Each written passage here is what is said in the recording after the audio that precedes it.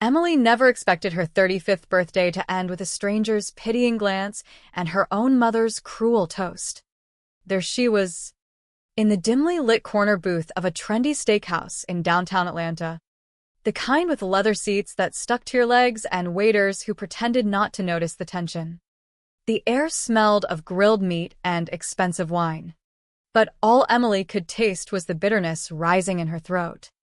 Her brother, Marcus, stood up first, glass raised high like he was about to deliver a sermon. "To lighter loads and fresh starts," he said, his voice booming over the chatter. "No more carrying that extra dead weight around." The table erupted in laughter, sharp, practiced, like they'd rehearsed it. Her sister, Lila, clinked her glass against his. Her smile too wide, too perfect. "Here's to growth without the drag," she added, eyes flicking to Emily just long enough to sting. And their mother, Vivian, chuckled softly, patting Marcus's arm as if he'd told a charming anecdote.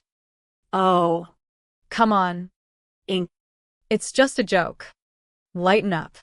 But Emily felt the weight of it all, pressing down like an invisible hand on her chest. She forced a smile, lips trembling at the edges, and nodded. Inside, something cracked, a fragile hope she'd been clinging to for years. Birthdays weren't supposed to feel like this, like being the punchline in your own life story. She glanced at her grandfather, Harold, seated quietly at the other end.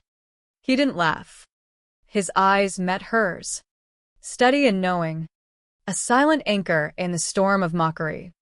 The cake arrived then, a towering chocolate monstrosity with "Happy Birthday." Emily scrawled in hasty icing. No one sang. The server mumbled a quick "Happy Birthday" and vanished. Emily blew out the candles alone, the flames flickering out like her fading illusions. As the plates were cleared, Harold leaned slightly, his hand brushing hers under the table. Something cool and metallic pressed into her palm, a key, wrapped in a napkin. He didn't say a word, didn't even look her way again. Just that subtle nod, the kind that carried volumes. Emily slipped it into her purse, her heart pounding. What was this? A lifeline? A warning? The dinner dragged on, filled with small talk that skirted around her like she was a ghost at the feast. Marcus droned about his latest promotion, Lila about her influencer gigs, Vivian about the family vacation they were planning without her. Of course. Space is limited, Vivian had said earlier, as if Emily were an oversized suitcase. By the time the bill came, Emily insisted on paying her share, even though it was her birthday. They let her, without protest. Hugs were brief, air kisses that barely grazed cheeks. "See you soon," they lied, scattering to their cars like leaves in the wind. Emily drove home in silence, the Atlanta skyline blurring through unshed tears. Her apartment was small, a one-bedroom in Midtown, filled with books and half-finished paintings, remnants of dreams she'd put on hold to keep the peace. She kicked off her heels, sank onto the couch, and pulled out the key. It was old, brass, with a faint engraving she couldn't make out in the dim light. Why now? Why after that toast? She turned it over in her hands, feeling its weight, its secrets. Sleep didn't come easy. Memories flooded in, childhood Thanksgivings where she'd set the table only to eat in the kitchen because the adults need space. High school graduations where photos featured everyone but her. And always, Harold in the background, slipping her a book or a quiet word of encouragement. "You're the steady one, he'd say. Don't let them dim your light." But tonight, that light felt extinguished. The next morning, coffee in hand, Emily stared at her phone. No text from the family. No happy belated. Just an email from an unknown sender regarding Harold Thorne's instructions. Her pulse quickened. She opened it, scanning the formal language. A law firm, Thorne and Associates, requesting a virtual meeting at 10 a.m. sharp. Per Mr. Thorne's directives. Post May 15th. Her birthday. She called her best friend, Sarah, who answered on the first ring. Everything okay? Emily spilled it all. The dinner, the key, the email. Sarah, ever the pragmatist, joined the Zoom call without hesitation. The lawyer, a crisp woman named Elena, appeared on screen. Her office backdrop a wall of leather-bound books. MS.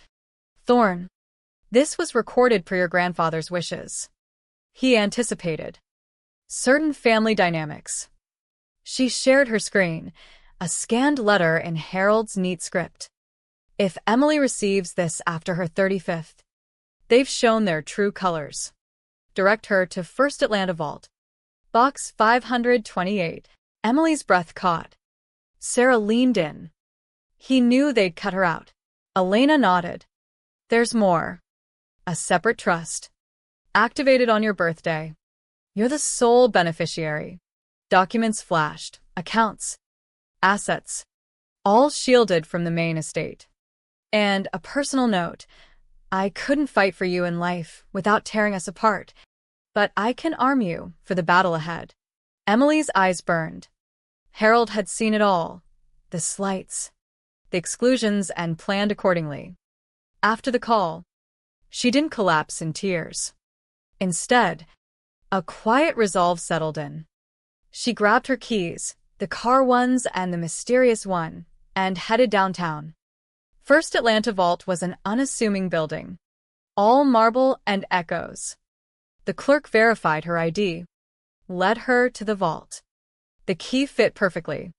Inside, an envelope, thick with papers, trusts, deeds, financial trails showing withdrawals by Marcus, Lila, Vivian for luxury trips, home renos, even a family image consultant.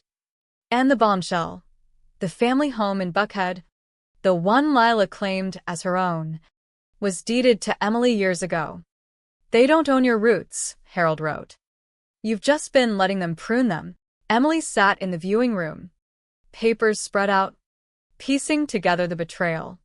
Years of loans never repaid, assets siphoned under the guise of family unity. Her phone buzzed. Sarah. What now?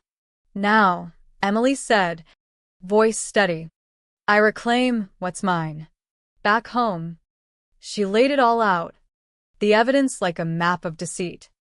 No calls to the family yet. Instead, she contacted Elena, who advised on next steps, notices, evictions if needed.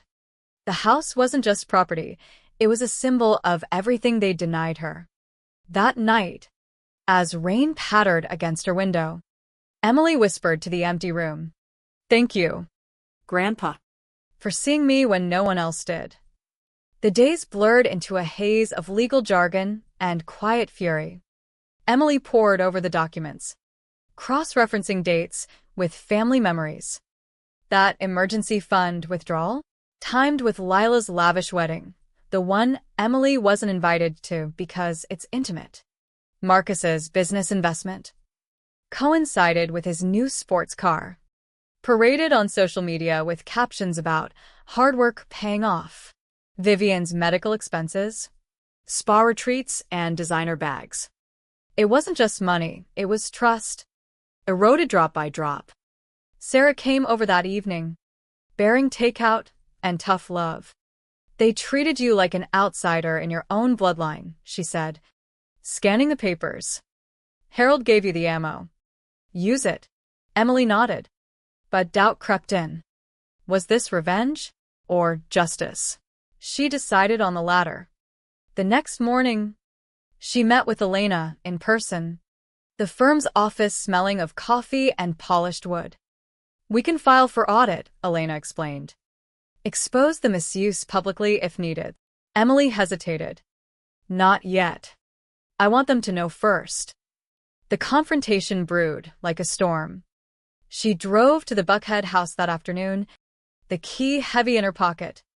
The neighborhood was pristine, manicured lawns, SUVs and driveways, a facade of perfection. Lila answered the door, phone in hand, mid-scroll. Ing? What are you doing here? Her tone was casual, but her eyes narrowed. We need to talk. All of us.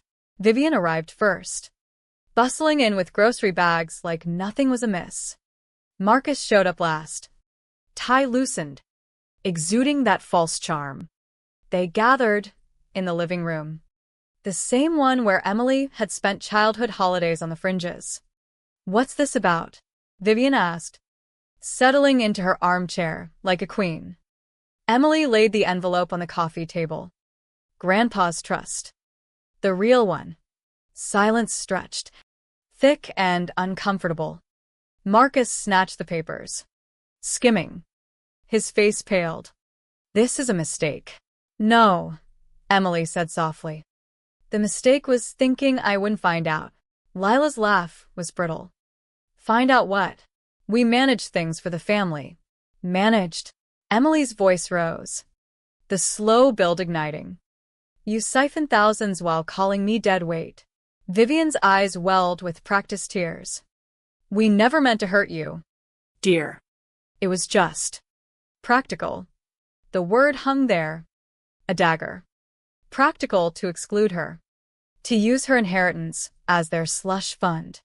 Emily stood, Heart pounding. The house is mine. Legally. Always was. Chaos erupted then, denials, accusations. Marcus slamming his fist on the table. You can't do this. But she could. And she did. Notices were served the next day. Via certified mail. Eviction for Lila. Repayment demands for all. The family group chat exploded. But Emily muted it. She didn't need their noise anymore. Weeks passed in a whirlwind. Lila moved out grudgingly, leaving scratches on the hardwood as a petty farewell. Marcus threatened lawsuits. But Elena shut them down. Public records didn't lie. Vivian played the victim card, calling relatives with tales of Emily's greed. But whispers spread. The truth about the misuse. The birthday humiliation captured in a leaked audio from a cousin's phone. Social media buzzed quietly, anonymous posts, viral threads. Family fraud in ATL Elite. Emily didn't engage, but she watched. The power shift was intoxicating, yet hollow. One evening, alone in the now empty house, she wandered the rooms. Echoes of laughter that never included her. In Harold's old study, she found a hidden drawer, more letters. Photos of her as a child, beaming with him. My fighter, one caption read. Tears came then, hot and unrelenting. Not for them, but for him. For the years he'd watched in silence, planning her escape. Sarah called. You okay? Getting there, Emily whispered. The next phase began, healing. She hired contractors, not for luxury, but for purpose. The house would become a haven for women like her, cast aside by families too narrow to hold them. Thorn House, she named it, a nod to Harold. Applications trickled in, a single mom fleeing abuse, a young artist disowned for her choices. Emily interviewed them personally, sharing bits of her story. You're not dead weight, she'd say. You're the foundation. The transformation took months. Walls repainted in soothing blues. Rooms furnished with care. A garden out back for reflection. And in the foyer, a plaque. Strength in the unseen. Opening day was understated. No fanfare. Just a small gathering. Nia. The program director Emily had partnered with, smiled warmly. This will change lives. As the first resident moved in, a woman named Rosa with a duffel bag and wary eyes. Emily felt the explosion, the release of years of pent-up pain into something beautiful. But doubts lingered. Had she gone too far? The family hadn't contacted her, since the evictions. Radio silence. Their final weapon. One night, a letter arrived, slipped under her door. Vivian's handwriting. We can fix this. Family first. Emily burned it in the fireplace, watching the flames consume the lie. Closure wasn't in reconciliation. It was in release. Months into running Thorn House, Emily found rhythm in the chaos. Mornings started with coffee and check-ins. Afternoons with workshops on financial literacy, ironic, given her family's lessons in deceit. The residents brought life to the walls, laughter in the kitchen, stories shared over tea. Rosa thrived, landing a job at a local gallery. Another woman, Mia, started a support group. Emily watched, a quiet pride blooming where resentment once festered. But echoes of the past crept in. A cousin emailed, saw the news about the house. Proud of you. but What about Aunt Viv? Emily deleted it. Forgiveness wasn't obligatory. One afternoon, while sorting donations, her phone rang Marcus. She let it go to voicemail. Ing, we need to talk. Mom's not well. The manipulation was transparent. She didn't call back. Instead, she visited Harold's grave, a simple stone in a shady Atlanta cemetery. Did I do right? She whispered to the wind. No answer. But peace settled. That evening, a package arrived. Old family albums. Sent anonymously. Flipping through, she saw the patterns her cropped out of photos. Smiles that never reached eyes. But one picture stood out. Her and Harold. Fishing by the lake. Genuine joy captured. She framed it, hung it in the common room. Who's that? Rosa asked. The man who believed in second chances. The family fallout rippled outward. Lila's social media went dark after a sponsor dropped her amid the scandal whispers. Marcus's firm restructured, code for demotion. Vivian volunteered at church, playing the martyr. Emily heard it all through the grapevine, but felt no glee. Just detachment. Sarah noticed. You're different now. Stronger. Had to be, Emily replied. A turning point came during a resident meeting. Mia shared her story, disowned for coming out. Tears flowed. Hugs followed. Emily realized this was the explosion Harold intended, not destruction, but creation. But tension built anew when a reporter knocked. Human interest piece on Thorn House? Emily agreed. Cautiously. The article ran, From Betrayal to Beacon, Atlanta Woman's Inheritance Funds Shelter. It mentioned the family vaguely, focusing on impact. Shares spiked. Donations poured in. Then, the backlash, an anonymous op-ed, likely Vivian's doing, accusing Emily of tearing apart kin for glory. Comments divided, some supportive, others vicious. Emily read them once, then logged off. Let them talk, she told Sarah. I've got lives to build.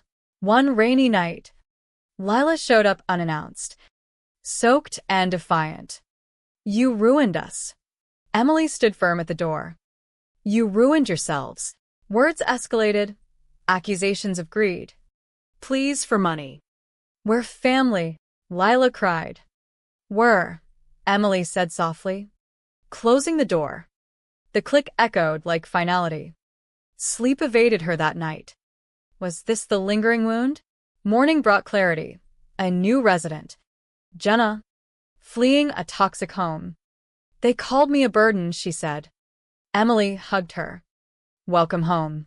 The house hummed with purpose, drowning out old ghosts. Harold's note resurfaced in her mind. Arm you for the battle. She'd won. Not by fighting dirty, but by rising above. As Thorn House grew, so did Emily's resolve. Grants came in, expanding to counseling services. Residents graduated. Rosa moved to her own apartment, sending thank you cards. You gave me wings. Emily pinned them to a board. Reminders of why. But family shadows loomed. A letter from Vivian. Health scare. Need help. Attached. Medical bills. Emily consulted Elena. It's a ploy. She sent a polite decline, offering resources instead. No response. Marcus tried next. Via LinkedIn message. Business opportunity. For old times. Blocked. Lila resurfaced on a podcast, vaguely alluding to family thieves. Listeners connected dots. Backlash hit her harder. Emily ignored it, focusing on a fundraiser. The event was modest local bands, auctioned art from residents. Nia emceed, thanks to Emily Thorne, who's turned pain into power. Applause warmed her. A stranger approached. Your story inspired me to leave my toxic job. Connections formed. Healing spread. One evening, sorting mail, Emily found a certified envelope, repayment check from Marcus.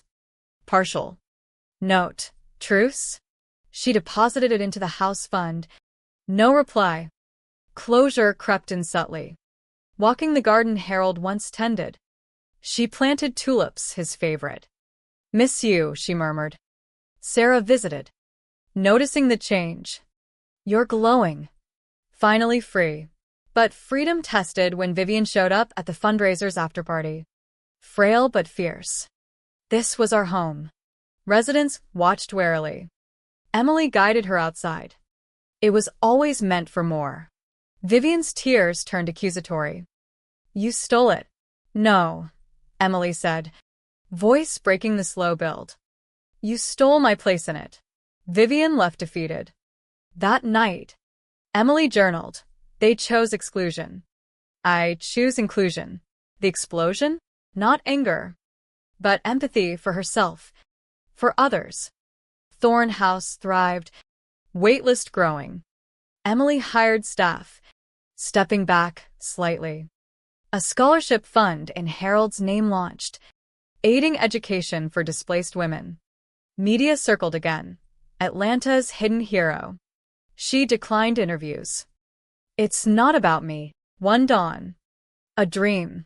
Harold handing the key. Smiling. Well done. Waking. She felt affirmed. 2 years on, Thorne House stood as a beacon. Branches in neighboring cities. Emily oversaw from afar. Her apartment, now a cozy retreat. Resident success stories filled newsletters. Mia starting a nonprofit. Jenna publishing poetry. Your silence saved me, one wrote. Family contact dwindled to holiday cards. And signed. Vivian in assisted living. Marcus relocated. Lila in therapy rumors. Unconfirmed. Emily didn't seek updates. A final package arrived. Harold's old compass. From a forgotten storage unit. Note inside. Navigate your path. She placed it on her desk. Symbol of direction. Visiting the house. She addressed new arrivals. You're not extra. You're essential. Applause rose. Later, alone in the study, she reflected. Betrayal birthed this. Pain alchemized into purpose. But the question lingered. Could she forgive? Not yet. Maybe never. And that was okay. The story ended not in triumph's blaze, but quiet dawn, lingering with the moral. What do we owe those who wound us? Emily chose growth, leaving the door open for others, but locked against the past. The house breathed easy, full of voices that finally belonged.